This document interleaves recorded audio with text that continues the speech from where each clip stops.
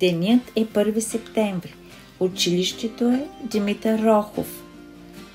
Това съм аз, а до мен са 29 маничета спортистчета. 29 изплашени връбчета, ококорили малки очички, вперени в мен и в треньорите си.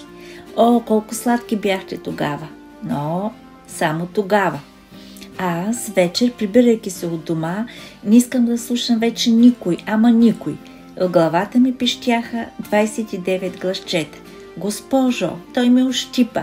Госпожо, той ме ухапа. Госпожо, госпожо, госпожо. Но и това отмина. През какво ли не преминахме с вас? Възходи, падения, падения и пак възходи. Всеки месец на съвета четях.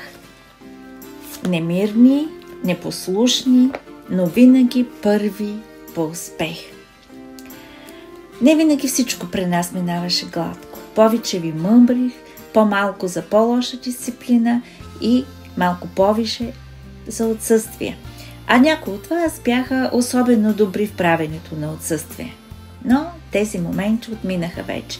Днес, сега, тук, в този момент сме се събрали за последен път. Пред вас предстои път, който ще ви отведе в дебрите на истинския живот. Много неща си казахме през годините. Аз повече, вие по-малко. Трудно говоря за разделите и затова ви направих следващото видео, с което искам да ви кажа: довиждане, скъпи мои ученици. Но аз ще съм тук, в това училище, и моето сърце винаги ще бъде отворено за вас. Във всеки един момент на радост, на гордост, на тъга. В следващите минути ще се опитам да ви развеселя с шеговити номинации за вас. Габриела Даскалова, Мис Стайлинг. Габи е като пролета красива и винаги неотразима. Акробатиката тя разлюби, но пък на Никола в любов се врече. Отлична ученичка бе, но вече е дама прекрасна. Георги Кабаков, мистър футбол на злополуки. Гошо беше футболна надежда и отличник беше, но после нещо стана. Сега мацките в марионет покорява и на дансинга се изявява. Георги Попов, мистър футбол. Футболните сцени покори и дамските сърца разби. Едно момче засмяно и в него няма нищо пропиляно. Излъчва чар неотразим, естествен. Георги Стоянов с номинация за мистър скромност. Майче беше футболист. На мене вие припомнете, че нещо ме се губи вече. Все от някой час изчезва и за нас като развален часовник беше. Но Гошо е умник голям и на компютърните игри равен няма, знам. Еге Рамис Каелар. Приз за изчезващият на мига. Еге е нашият дървен философ, умник прославен и в нехайството си няма равен. В часовете той не влизаше, но по терена тичаше ли тичаше. Златислав Славов.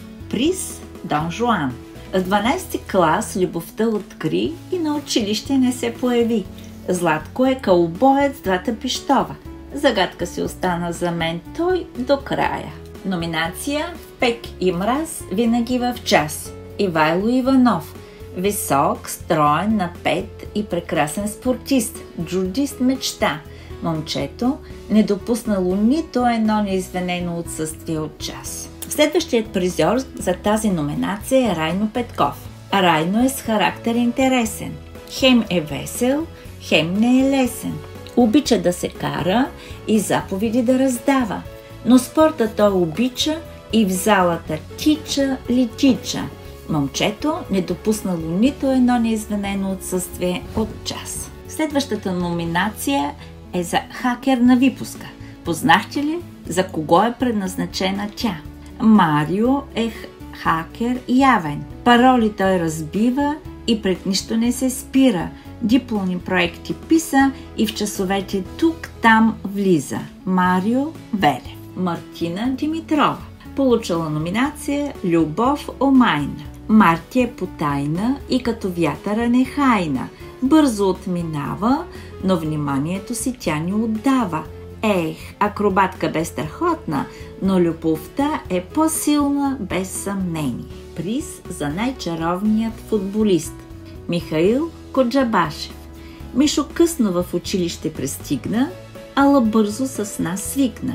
Футболист прекрасен, след който въздишат всички спортистки. Учителките омагьоса и сърцата им плени.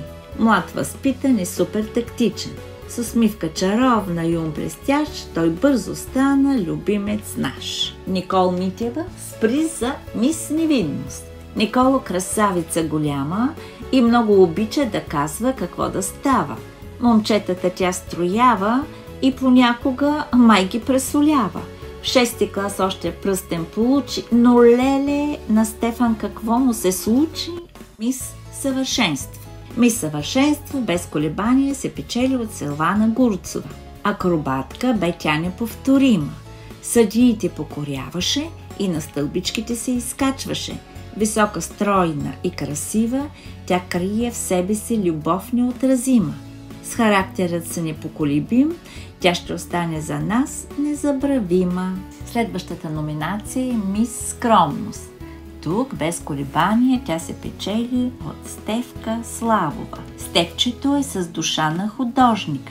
Все замислена, мечтаеща в час. Обича да мирува и да се крутува. Но Стефка първа покори и то не на шега Военноморският институт във Варна. Успех, Стефче! Приз отличник на випуск Християна Василева. Хриси уроците си научава и шестици получава. Учителите я обичат, тя никога не закъснява и с пищови ни спасява. Есета и поеми пишеше и награди първи получаваше. Номинация безследно изчезна. Христо Христов. Христо май обича да се забавлява и по купоните си пада. В 12-ти клас не го видяхме, но потрябва ли ни, знаем, в марионет ще го открием. И така на шега стигнахме до последната номинация – Вечната усмивка. И тя се печели от Христо Стойнов. Христо е сладур голям, винаги спокоен и засмян. Две мнения за това няма и е джудис неповторим. На тренера си в любов се врича. Ето, че дойде и вашият последен учебен ден. Чакахте го, мечтаехте го, а сега искам да ви поздравя по случай завършването на училището и започването на един нов отрязък от живота ви. Живот пълен с изненади и предизвикателства. Приемете моите пожелания да бъдете усмихнати, позитивни, изпълнени с мечти и сили да ги постигате, да се доверявате на вътрешния си глас и да следвате своето разбиране за красота и щастие. Не бъдете безотговорни към сърцата на другите хора. Не се свързвайте с хора, които са безотговорни към вашето сърце. Не си губете времето за завист. Някога сте по-напред, друг път изоставате. Състезанието е дълго и накрая все се състезавате с самите себе си. Помнете похвалите, които получавате.